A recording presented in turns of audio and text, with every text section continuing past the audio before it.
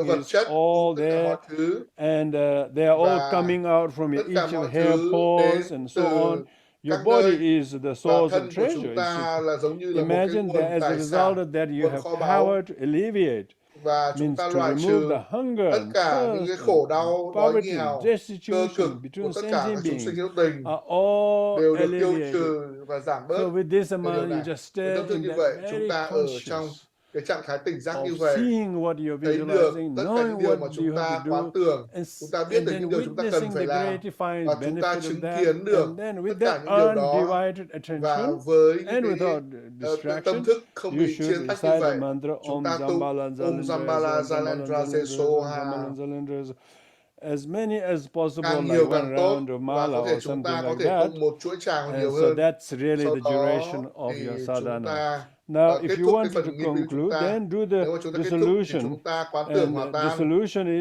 Dissolution means, có nghĩa là of course, gì? through the dissolution means that you can do the Chúng ta dissolution có by thể quán tưởng thinking. hòa tan bằng cách nghĩ rằng It's not written explicitly. Ở đây actually, không được viết when cách it rõ says to do ràng. the dissolution means you should Có nghĩa là know, chúng ta learn biết from được the rằng teacher chúng ta how hiểu to do từ the đạo sư chúng dissolution. ta làm thế nào để And quán tưởng some hòa tan. sadhanas very Và brief. trong một The số author nghi quỹ here, rất like là ngắn. just says Ở đây that he thì tác giả doesn't nói give you rằng the là detail. It's không not viết ra cái chi incomplete tiết. sadhana as Ở đây some không phải people. là một nghi quỹ It's không not hoàn chỉnh. incomplete. You just Đây không have phải to là một nghi know. quỹ không hoàn If you thiện. haven't received any Nếu mà teachings chúng on ta the nhận sadhana được bất cứ before, một cái giáo then pháp you nào về think cái nghi something quỹ, is missing. chúng ta nghĩ But you rằng một receive điều gì teaching, đó there's a thiếu lot ở of đây. things, bits and Chúng ta pieces thấy missing. rằng mỗi For một thứ instance, có the thể beginning of sadhana, thiếu ngay từ đầu. doesn't even give the refuge and bodhicitta. He says, do refuge and bodhicitta. That's it. Thậm chí But là I có put những the cái tác actual giả refuge text thì and chỉ cần viết bodhicitta là and thực for hành immeasurable. quy và pháp Bồ Đề Otherwise, Tâm ở đây his thôi. actual Tibetan is very two small folios. He says, do refuge bodhicitta as usual. Bởi vì cái giấy của Tây Tạng thì rất là bé, và người ta chỉ here viết at the mỗi một end câu of the là hãy sadhana, thực he hành says, quy và Bồ Đề Tâm thôi. then he Ở says, đây thì okay, then do the viết rằng dissolution. là hãy thực hiện quán Okay, hành hòa how do tan. you do the Làm thế dissolution? nào để chúng ta thực hành quán hành hòa You tan? visualize Chúng from ta the quán sit tưởng there at the end, as chúng you ta are now ngồi, thinking yourself as a nghĩ rằng Dzambala. chúng ta chính là Phật You Tài think Bảo of Vàng Dzambala is clear and và rất empty, là rõ but not ràng, rất tangible, là nature. rỗng rang, Like that, all phenomena are also giống như tất cả empty. các hiện tượng đều trống And so rỗng. saying, imagine all the Và chúng ta universe quán slowly tưởng rằng tất cả các vũ dissolves trụ and absorb into đều the hấp thụ absorb into your vào lotus flower at the end bông of hoa the sen bottom of you. The ở lotus dưới dissolve in của the chúng ta moon dissolve và into dưới mặt you. trăng, và Your sau đó thì hấp hands, thụ your vào chính bản head, thân ta, your tay của chúng ta, đầu leg của and chúng everything ta, dissolve chân và into tất cả mantra rosaries, đều and then mantra hòa tan rosary in the vào syllable jam, trung tử, and vào syllable chuỗi jam linh first chú, dissolve lower sau part đó of the hòa jam tan to vào the trung tử dăm, upper to và the từ crescent to the droplet to the tail, and tail hòa vanishes. tan vào So that's the trung kind tử of dăm, standard từ dưới cho Vajrayana đến thân, cho dissolution đến of điểm the giác deity ngộ in trên 5 stages. cái đĩa And mặt, then, of cái course, you trăng, cái reappear. gọi trăng khuyết, cái vành trăng khuyết, và đến giọt giác ngộ trên You know, đỉnh it thứ says năm, here in và the sau đó text hòa tan here, vào tánh không. in the sadhana text, it says lotus seat and mundus dissolve into oneself. Tức là tòa sen và this đĩa mặt is trăng hòa tan some vào hành people's. giả. I Một think số this is người the thì nghĩ intention rằng of author as đây là well. mục đích He của tác doesn't giả. say you should dissolve Tác into giả nói không emptiness. rõ ràng And khi they chúng ta cần phải hòa people tan vào do tánh this quan.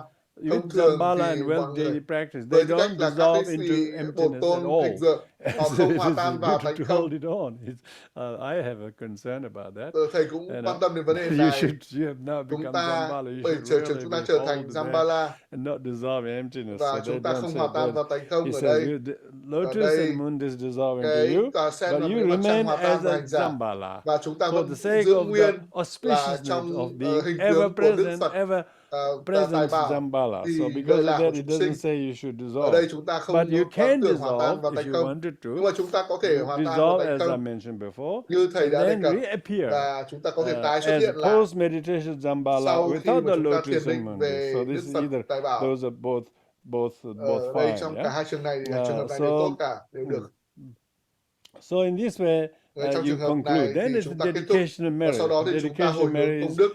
by this merit may I Thông swiftly qua cái attain công đức stage này chúng Dzambala, ta place all nhanh chóng beings đạt được quả vị của Đức Phật on Tài his Bảo state Dzambala, enlightenment. Means và by thiết lập mọi merit chúng of sinh really không sót doing một this ai đạt được cùng sadhana một quả vị. mantra, may I stage Dzambala means you have always this Chúng ta identity of có cái sự nhận gratefulness dạng and của gratitude and sự completeness, sense of satisfaction. chúng ta cảm You have thấy such a hài sense of lòng, satisfaction chúng and ta cảm thấy thỏa gratefulness. mãn, chúng ta Everything biết ơn and tất cả mọi thứ anything you have are mà chúng all ta gift có, already. tất You cả have những cái everything điều mà what chúng you ta đã need. được nhận được, You tất cả những just điều mà need chúng ta cần. right view Chúng ta cần phải and có chánh bodhicitta kiến và Bồ Đề and Tâm humility và and sự từ thiện kindness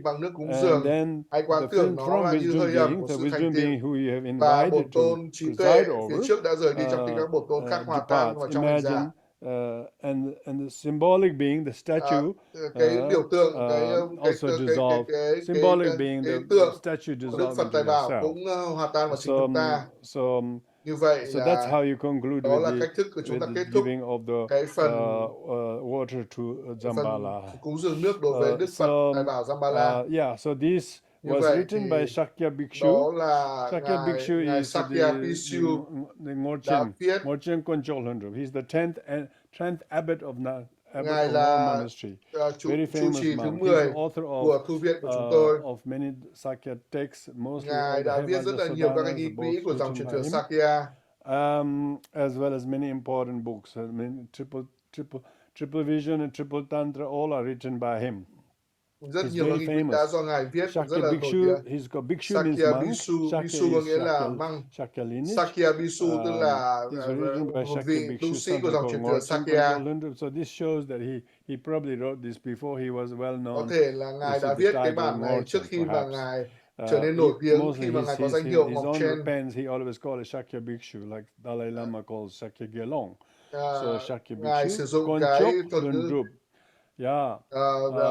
Konchok Hundrup, Sakya Bhikshu giống như là I Đức know Dalai this very Lama well sử dụng because cái Konchok thuật ngữ and là Lundrup tỳ kheo của dòng are Ghê Lúc. names from his two teachers of Sakya Konchok ordination. Lundrup là tên của hai vị đạo sư của ngài. So Konchok is Konchok his có nghĩa teacher, là đạo sư abbot của of ngài, more monastery. là tu viện trưởng của tu viện Ngô. Muchen Sangye Konchok, I think, something. And then Lundrup is Lower Khenchen, Mustangi, the great scholar of Mustang Abbot, vị called đạo Lower sư của Khenchen, son of vùng Lundrup. Mustang. So they too Do vậy ordained là him. cả hai người này đều đã quy cho Likewise, ngài. we have Tương tự people như like vậy là chúng ta có lots of the Tibetans who received the first ordination from Shanta thường Rakshita. là He gave everybody some small những part of người his name, Tây Tạng like the first đã được quy Sakyapa y thì bao giờ cũng được trao một cái person to phần tên become của đạo ordained sư. is one of the Khi mà 7 được Tibetans quy to y, be ordained. His name is Khön Luang Sung. Khön Luang Sungwa or Khön Khôn Luang Luang Tso, Sung. because Shanta Khôn Luang Tso. Rakshita's surname, Rakshita is given to Khön Luang Sung. Rakshita. Khön Luang Tso, it should be Sung or Tso. Anyway, so those are. Nói chung Don't worry là about that. cũng Sorry, không I cần phải lo forgot lắng that quá you nhiều về are vấn đề này. Tôi xin all lỗi là non-Tibetan các vị speaking đều không phải là audience. người nói tiếng Tây Tạng. Anyway, so names Nói tóm are lại là tên. Names are, when you look at names like this, Khi mà you chúng can ta say, thấy những tên như which này, teacher? chúng ta hiểu được đạo sư của họ là ai. His ordination teacher. Họ là những đạo sư gốc. Konchok, Konchok. Muchen Konchok, something, Muchen Konchok, I think. Muchen Konchok Pel or something, Vardhana. And then Lower Khenchen, Sonam Lundrup. So his name comes from Konchok, Lundrup Tên comes của from his ngài two là đến teachers. từ hai đạo sư của mình. And he is a very Ngài là famous một Sakya người scholar. nổi There's a đạo good sư, biography of học him giả Sakya rất nổi available tiếng. Có rất nhiều các cái bài viết về ngài Google search. If you về type trên Google. Ngorchen Nếu mà Konchol chúng Lundrup, then ta you can tìm, read all about him. chúng ta có thể He's đọc a tất cả very về ngài. famous author Ngài in rất là nổi Tibetan, tiếng Sakya Tibetan của Buddhist dòng text. truyền thừa For the benefit of those Sakya, who are interested in this vì practice. lợi ích So của những ai quan tâm đến pháp thực hành there you này. have it. So with this we have now Như vậy concluded là chúng ta kết thúc the teaching on cái the buổi giảng về the sadhana of Dzambala. And thank you very much for everyone. Xin cảm ơn tất cả mọi người đã dành thời gian quý giá 3 tiếng đồng hồ để ở đây cùng với nhau. Và bây giờ thì chúng ta sẽ hồi hướng công đức from all of this. Vì thank you. Thầy xin cảm ơn tất cả mọi người. Bằng công đức có được từ thực hành này, nguyện chúng con nhanh chóng vượt qua mọi suy đồi và đạt được toàn giác.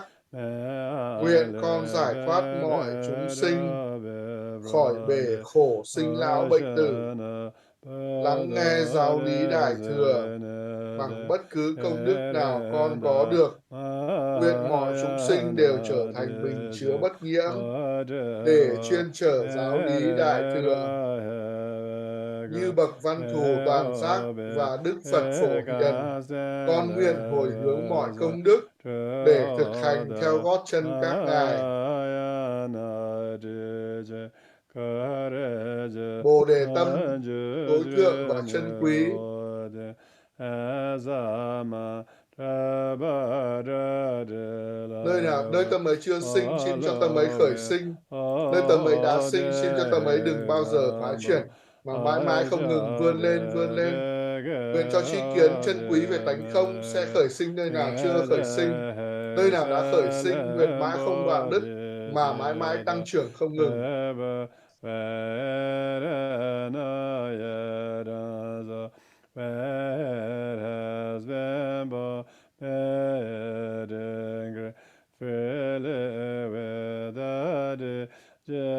Generation Meda Prajavyo Mjene Teba Veranaya where has been bombarded freely without generation.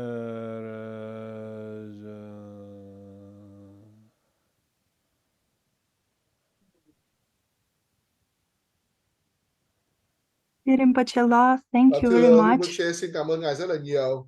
Dear Rinpoche La, could you Xin please cảm ơn give Ngài. Xin the Ngài link oral khẩu transmission truyền, for Dzambala practice and also for the mantra khẩu truyền Dzambala lại and tâm practice trí of water offering to và khẩu Dzambala? truyền lại cái phần cúng dường nước đối với Đức Phật Tài Water Bảo. Dzambala is already, you don't need Chúng ta không cần phải instruction. It's already there hướng as dẫn I went riêng, bởi through. vì thầy đã vừa But I giảng can give the cái oral phần cúng dường transmission nước of the rồi. Bây giờ sadhana. thầy có thể khẩu truyền But lại nghi there is quỹ, nhưng mà no separate teaching không or có practice phần giảng oral riêng transmission Dzambala về water offering. cái So việc we went cúng through dường that nước. already. Chúng ta đã đi But qua nó yes, rồi. I will just do the Thầy oral sẽ transmission of the khẩu truyền lung cái of the Dzambala nghi quỹ sadhana. cúng nguyện với Phật Tài Bảo. Vàng. Tam je godo da ge chodo do swati Dzambala servo comprende be kamra semji chidan tumre ched rangi ninga nozo be me devanda jingro ye uzon zami ser zoma doje televe zöjebe luji chenan tanje kede tse toma me bana sabe diri tamje namingi lu tongba ni do jomo sumba wa shido sarwa dharma sumba wa yido tombe ngana zami yonso jebele rangi papan Dzambala kondo servo shaje chani wa chaye benza pura kada yorumboji Chambebe Newlands Shamniji Dongda Beme Derenemba Ubalong Tingwada Rinpoche again that they draw Dimbara to go on the Zerjivan Zamesa Vitilla Zerjivan Rajin Sanje Dan Janju Semba Dzambala number on Benza Saman and Zaomba Lion Otribi Wangelaring and College on Benza Samanzo Om Abi Kenzo to Mount Sawata the Shezowata Sanje Namji on Bajimba Abi Shinza Jesu Yimbe Chuju and Angu and Chulama Lubal Rinjin Junde Zori Giben, the Jinshik Ringe Origin, Tugan Zamik Nandi Nandenge, Korwa Sam Dejin, Kui Shashie Tamjele, Rimboche Cham Beba Rangi Negan Tamje, Kenshi Semjan Tamjel, Semjan Tamjel, Ubange Donga Tamje Sarachin, Dzambala Zalandra, Sowa Shechi Nundela. Then Rangla Dim de Gewandi, Gezango, Chujin Jebran de Nugi, Nugi non de Bendan Zamil and Dzambala Gonda, Yela Shizuzu Kijin, Gongi Nga Yada Zagi Chu Pu Arian Dzambala Sabarevara Agam Soji Chu, Nurgi Onjiri, Denga Nujin on Jamo Boguni. Jiangzhou Juwen Gombon Dzambala Ngoju Chodan le Zhahi Chazalo Shebe Dun Dzambala Sidi Bala Ho. So Dzambala Siti Pala Ho is the actual mantra you recite and then dip the water on your tongue after you have finished offering to the Dzambala as explained. Ngudruye Samba Chu Ngudruye Sambe Chu Jungse Jedo Du Shala. So after you finish, always take little water on your tongue. Sau khi mà chúng ta kết thúc thì chúng ta lấy một ít nước, chúng ta chạm vào lưỡi của chúng ta. Khi đó thì chúng ta tụng chú Dzambala Siti Palaho. Jena Chibrande na Chingela da yi Gongxian Jia Chun Chun Bunga da Ye Chudu Dorma Agarunga Ye da Deba Cha Lomana Lome Mendra Putuzu Ye Gozu Ye Gunan Jun Ju Xia Zhe Tu San Ye Tam Jing Lama Dan Zambala Zhe Na Wa Zadu Xie Zongwa De Ne Zum Da Ngai Yin Ge De Jebra De Jie Zun De Ba Len Zum Da Jum Den Da La So Da Jum Den De La So Da Tam Je Jin Den Je Jin Ji La Be Ri Rani Zowo Jin Zowo Jidra So Da je chu de je be je ba shi so so tam ze be le zha xie ba xie ba de yang dun dun ni wan ge pen be je de xia jie ge long gong jiao lun zhi ji jia ba o ge wan de nyu de da lama sang ji zhu ji nan zha ji ge ma de za la ngo wa je no je wan zhe ren zhe deng ge yin de jin no zhe ma bu ge yi mo zhe zhou de no le zhe mo zhe chen zhen zhen zhan ba ngo zhe zhou de no le zha xi xiao min je lun bo gu yi zha xi yin la zhu xi song ge 다라던도 두지 자에 제외 고슨 두지 자에 룰라네 저고슨 제 자에 나라 되는 숨 자에 상라 라바숨 그라 건조 숨 자에 덴베베 열라메 제베는 되는 지고 사단용로 덴베 지당가 단조 덴바 유레네 베다지 조. So with this we have now Như vậy là chúng concluded ta đã hoàn thành the cái phần lễ long quán đảnh, transmission of the khẩu sadhana truyền and the nghi water quỹ offering to và Dzambala. phần cúng dường nước tới May you Dzambala. always Thầy remain xin very chúc contented tất and cả grateful quý vị for the hãy biết blessings đủ of this và practice of Dzambala. nhận được Thank sự you gia very trì much, của Phật Tài everyone. Bảo Dzambala. And Thầy that's xin all cảm we ơn tất cả have các bạn. time, Và đấy là and tất cả the những gì chúng dành cho buổi activities tối ngày hôm nay. temporarily will conclude here. Chúng I'll ta see sẽ you kết thúc next cái time. phần đây và xin hẹn Take gặp lại care, quý vị everyone. vào lần tới. Xin cảm ơn. Thank you so much. Xin cảm ơn Rinpoche. On behalf of Sakya Thay Friends, mặt I cho Pháp Hữu express Sakya, con deepest xin được bày gratitude tỏ cái to lòng biết ơn Lama sâu sắc Choedak tới Ngài Rinpoche Lama for Choedak great Rinpoche blessing đã and có cái sự gia wisdom. trì và trí Thank tuệ. you very much. Và xin cảm ơn Ngài. Dear friends, Thưa today các đạo hữu thân Rinpoche mến, ngày gave hôm nay us thì very Rinpoche precious empowerment đã and dành cho chúng sadhana ta, đã ban explanations. chúng ta một cái quán The đảnh rất là related quý English giá, texts đấy là Phật Tài are Đạo. shared Các today cái in the nghi Zoom quỹ chat. đã được chia Those sẻ who trong are on the cửa YouTube sổ chat. can Và các join bạn, the Zoom during như các bạn không thể tham gia 38 Zoom trong quá trình quán minutes đảnh. after the end Và sau of the đó thì event and find needed texts in chat, các in Zoom chat. nghi quỹ Also, được many dùng trên thanks cửa to sổ the chat. Và xin được kindness cảm ơn of cái lòng tốt volunteer của tất cả các translators tình nguyện viên, các phiên who dịch help viên, us những người đã giúp đỡ to cho chúng bring ta để Rinpoche's mang teaching cái giáo pháp của to 9 Rinpoche tối languages. hôm nay tới 9 ngôn ngữ khác nhau.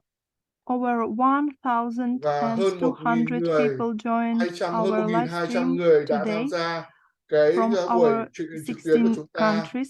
từ hơn 60 quốc gia khác nhau.